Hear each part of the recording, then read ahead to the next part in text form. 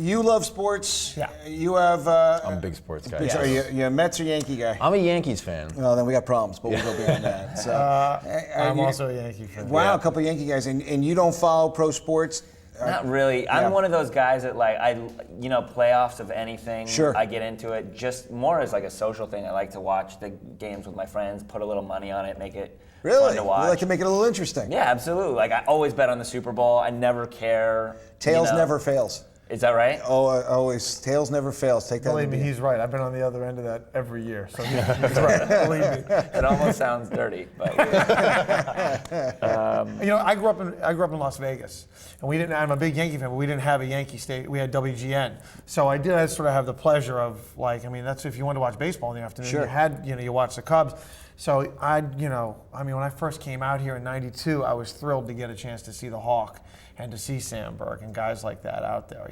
I even saw Howard Johnson years after the Mets played for the Cubs. Yeah, I saw Hojo hit a double. I was thrilled. Let me ask you, growing up in Vegas, and since you bring it up with all and joking around about gambling and everything, do you ever set foot in a casino when you're out there as a native Las Vegas guy? You do occasionally, yeah. When you're growing up in Vegas, you do go into the casinos. When you're 18 or 19, which, they just have to face the fact. When you're 18 or 19, like we used to go downtown on a weekend and we'd shoot quarter craps at the Horseshoe.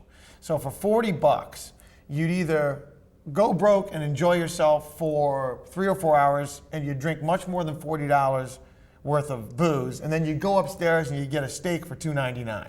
Okay, so $42.99 is the worst the evening could cost you. And if you're like me and you like to bet the crazy hard ways, every once in a while you pick up $200-$300 and you feel like you own the joint, and then you still go upstairs and get a $2.99 steak. Nice. Well, were all your idols, were they all actors, or were there athletes in the beginning when you guys were growing up, or how did you gravitate into the entertainment from just being a regular guy who's playing baseball, basketball, and everything? I was kind of all over the place. Like my family has always been into sports. My uncle was a big baseball nut. My dad was a huge Dodgers fan, actually. And when the From Dodgers, Brooklyn? Yeah. When the Dodgers moved to LA, it broke his heart, and like so many Dodgers fans, became a Mets fan. So good man. I had to be contrary and become a Yankees fan. So yeah, a lot of my heroes growing up were certainly sports guys, like Don Mattingly, Donnie Baseball, was number one for me. But my mom is an artist and an art teacher, so she sort of brought the cultural side of the family. And from a very young age, my dad was always a fan too.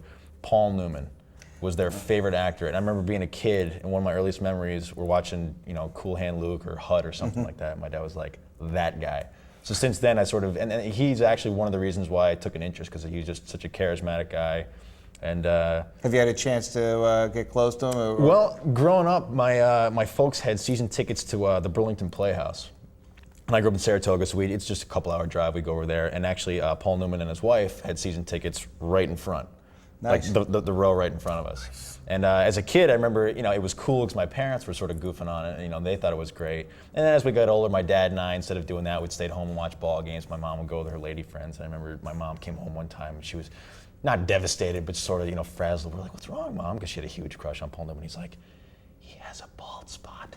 Right behind. Hey, a lot of people do. Sorry, buddy. You know what I mean? But that was sort of my first brush with stardom. And he's just such an impressive guy. I mean, from the body of work to all the charity he does, such a classy guy, man. So he's aces with me. I thought he sucked. No, I'm kidding.